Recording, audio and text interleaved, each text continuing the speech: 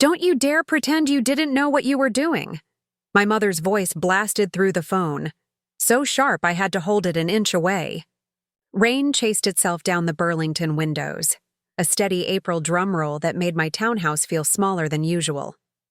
I was at my desk, cursor blinking on a half-finished invoice, when my entire life rearranged itself in a single, savage instant. A text, not to me, at least, not on purpose.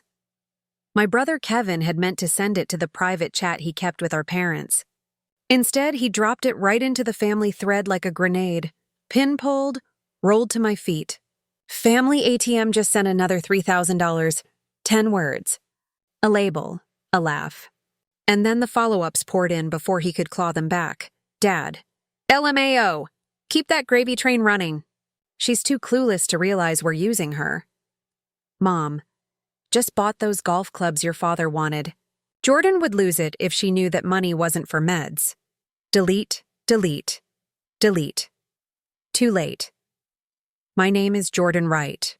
I'm 35. I built a marketing consultancy from a dorm desk and stubbornness, then spent the last 5 years funneling $3,000 a month to the people who raised me, because I believed love should feel like safety. I wanted them to breathe easier. To retire without counting pennies. I sent extra when the roof leaked, when the furnace died, when Dad's heart meds doubled. I packed my worry into wire transfers and told myself, this is what good daughters do. But as the screenshots kept arriving, years of their private jokes, their strategies, their timing, something inside me went very, very still. They called me generous in public. In private, I was an appliance. An ATM with a pulse. I scrolled until my hands trembled. There were plans for vacations booked the same week they'd told me they couldn't afford groceries. Car upgrades following frantic texts about overdue heating bills. A running bet on how fast I'd send money if they added the words urgent or medical. The rain intensified, as if the sky itself understood the temperature in my chest. My phone wouldn't stop buzzing. Calls from Mom, texts from Dad. A new message from Kevin insisting it was all a joke taken out of context. Somehow, the three of them, together, felt like a single voice I'd known all my life. We are your family. We are owed. A sharp knock snapped me out of it. Through the peephole, Kevin, soaked, pale, trying on remorse like a jacket he hadn't paid for. I opened the door but filled the frame. What do you want? Jord, please. Can I come in? Rain dripped from his hair, dotting the welcome mat we'd picked out together last Christmas. Funny, the things you remember when the ground moves. You can explain right there, I said, raising my phone so the blue-lit thread cast both our faces in cold light. Explain this. He flinched at his own words, at Dad's, at Mom's breezy brag about those clubs. It's not what it looks like. His voice cracked.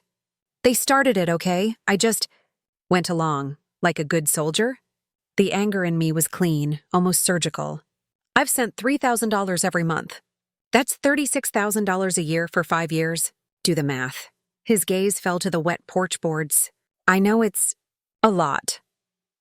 180,000, I said, the number landing between us like a verdict. And that doesn't include the emergencies. Dad's dental surgery that never happened. Mom's furnace that somehow never got replaced. The extra $5,000 I wired while canceling my own vacation because the heating failed during a cold snap. He opened his mouth, closed it.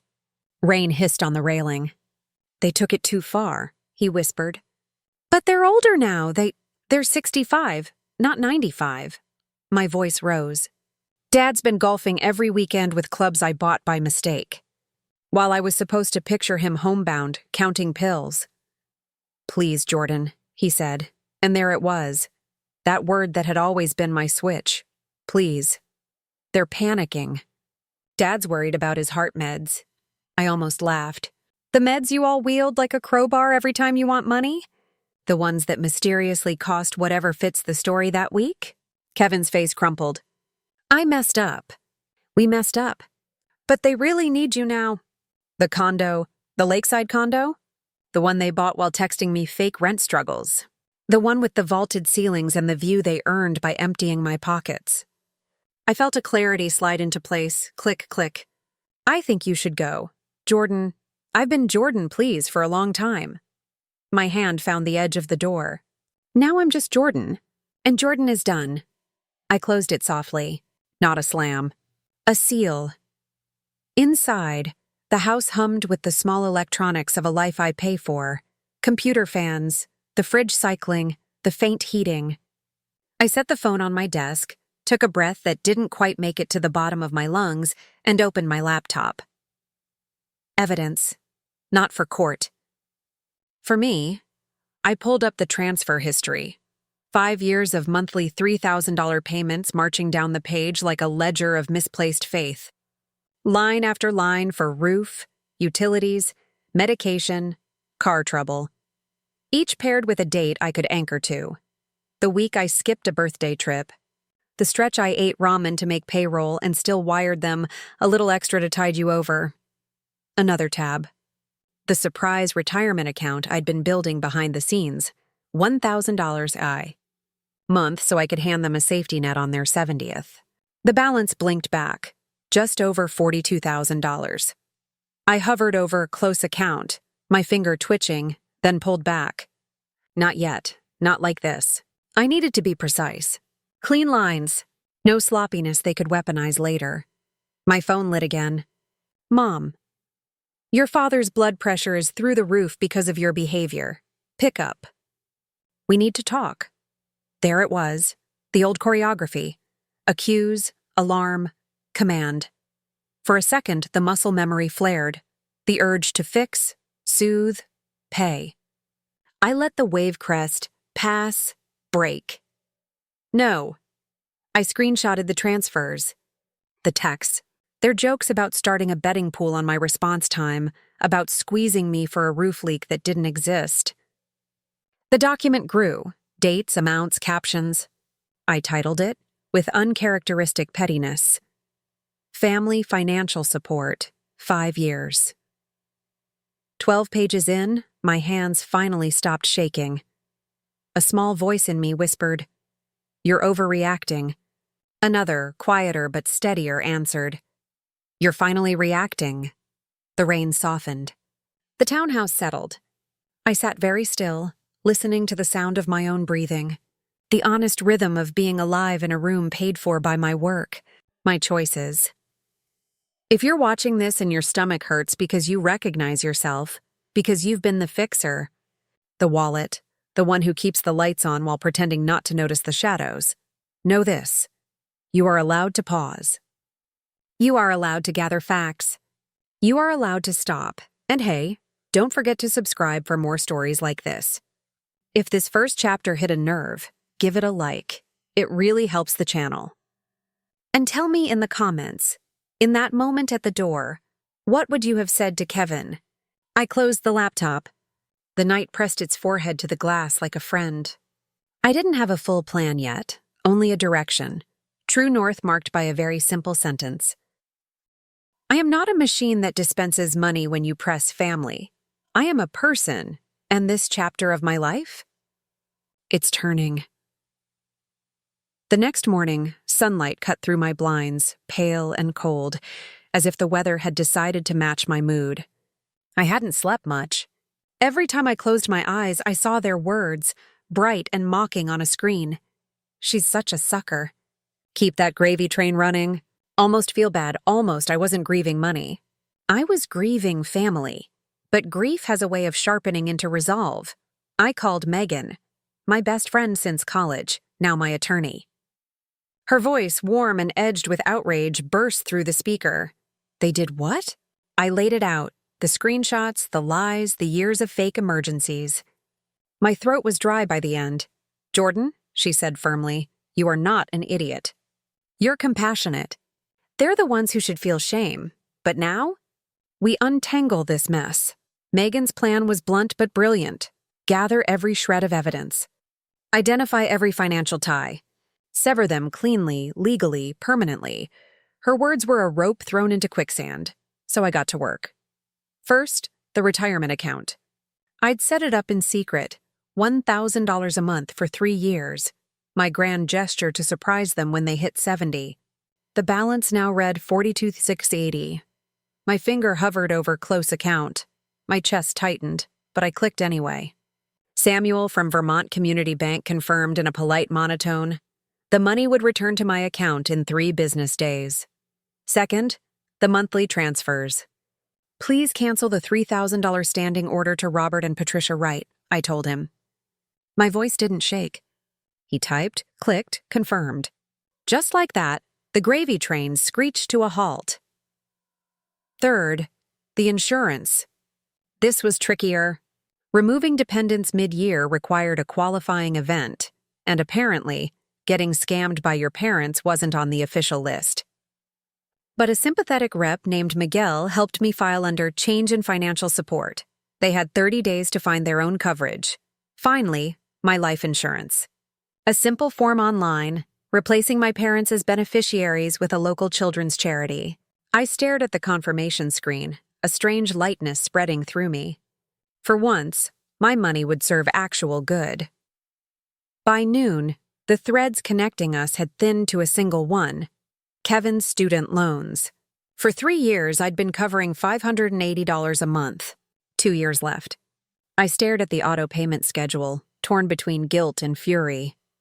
Had Kevin been pressured? Or was his regret just self-preservation? As if on cue, a text buzzed in. Mom and Dad are freaking out. Dad's prescription refill got denied. What did you do? No apology. No responsibility. Just another shove at the vending machine they thought I was. My reply was 3 words: not my problem. By evening, I was ready. I compiled everything into a 12-page document. Bank transfers, screenshots, a full accounting of the $221,800 I'd provided. At the top, I wrote in bold, financial support provided. Citing 2023. My email was short, almost clinical. Robert and Patricia. Attached is documentation of all financial support I've provided over the past 5 years. Effective immediately, all transfers are canceled, your insurance coverage ends May 31st, and the retirement account has been closed. Screenshots prove your deliberate manipulation. Do not contact me again unless it is to repay what you took under false pretenses. Jordan Righty hit send, then blocked their numbers, one by one. The silence that followed was the loudest sound I'd ever heard. For 3 days, I lived in peace I hadn't realized I was missing. No guilt texts. No urgent calls. Just quiet. Then one night the doorbell rang. Through the peephole I saw them. My parents, Kevin, all 3 on my porch in the dark, faces pale with fury and panic. My father pounded on the door. Jordan, you can't just cut us off without talking to us. I whispered into the phone to Megan, my attorney. They're at my house. Her voice was steady. Do not let them in. If they refuse to leave, call the police. The pounding grew louder. My father's shout carried through the door. You're going to regret this, Jordan. We're family. I pressed my forehead against the door, heart racing, as his words echoed in my skull. We're family. Funny. Family is exactly what they had stopped being the moment they turned me into a joke with a $sign attached, and if you're still with me, don't forget to subscribe for more stories like this. Drop a comment. What would you have done if your parents showed up at your door like that? And hit that like button if you think Jordan finally made the right move. The morning after their porch stunt, the emails began. First came guilt. My mother wrote, "Your father's health is failing without insurance. Do you really want him to suffer?" Then came anger. Dad sent, "Stop this childish behavior immediately." Finally came desperation. Kevin begged, "They can't make their mortgage without you. Please, Jord, you're all they've got." I didn't reply. Instead, I forwarded everything to Megan. "Document it all," she reminded me. So I did. A certified letter arrived 3 days later. My mother's handwriting on cream stationery. The words dripped with performance. "We don't understand why you're punishing us." We made some jokes in poor taste. "Your father's medication is $450 a month. Without you, we might lose our condo. Is that what you want? For your parents to be homeless?" I almost laughed. Elderly. Homeless. My father was still golfing twice a week, his swing captured proudly on the country club's Facebook page. And that $450 prescription? One phone call to the pharmacy revealed the truth. $42, another lie. Another nail. 2 weeks later, Kevin cornered me in a parking lot outside my office. His shirt was wrinkled, eyes bloodshot. "They're falling apart," he pleaded. "Dad's talking bankruptcy. The condo's going into foreclosure." I looked him square in the eye. "They never should have bought it." "Not with my money. Not while pretending they couldn't pay rent. What about his meds?" he asked, almost a whisper. "The $42 prescription?" I shot back. "He can cover that with a part-time job." Kevin blinked, stunned. "How did you—" "I did my homework." "No more lies." I brushed past him. "Welcome to consequences, Kev." Weeks passed. The fallout grew. Country club membership canceled. Cars repossessed. My parents forced to move into Kevin's spare room. Every update came through secondhand. Kevin's frantic texts, relatives' whispers, even a family friend emailing on their behalf. They wanted me to know they were suffering. They wanted me to feel guilty, but something strange was happening inside me. The guilt that had once ruled me was fading, replaced by something cleaner, sharper. Freedom. For the first time in years, I booked a vacation. Bought furniture that wasn't secondhand. Took a Saturday off without checking my bank app. I was building a life for me, not them. 6 months later, they came back. I found them on my porch again, thinner, gray roots showing, clothes a little too worn. "Jordan," my mother whispered, "please." "We've learned our lesson." Inside, I gave them 5 minutes. They perched on the couch, listing every hardship. The condo, the car, the savings gone, sleeping on Kevin's pull-out couch. Not once did they say, "We're sorry we hurt you." Not once. "We mocked you. And it was wrong, just, we've suffered. We've lost. We need you." I stood, arms crossed. "That's the lesson you've learned? To be more careful not to get caught?" My father bristled. "We're your parents. Family is everything." I opened the door. "You're not my family. Not anymore. You're people who used me. And I won't let you again." My mother's eyes filled. "You'll regret this. In the end, family is all you have." I shook my head. "No, family is supposed to be love, support, respect. What you gave me was a transaction, and this ATM is closed. For good." They left in silence. I leaned against the door after they were gone, waiting for guilt to wash over me. But it never came. Only peace. For the first time in my adult life, my money, my future, myself, all of it was mine. And that's when I finally understood. Revenge doesn't always mean destroying someone. Sometimes the sharpest revenge is removing yourself, cutting the power to the machine they depended on, and watching them face the storm they created. If you made it to the end, thank you for listening to Jordan's story. Don't forget to subscribe for more revenge stories. Smash that like button if you think she did the right thing, and comment below. Do you think Jordan should have given her family one last chance, or was walking away the ultimate revenge?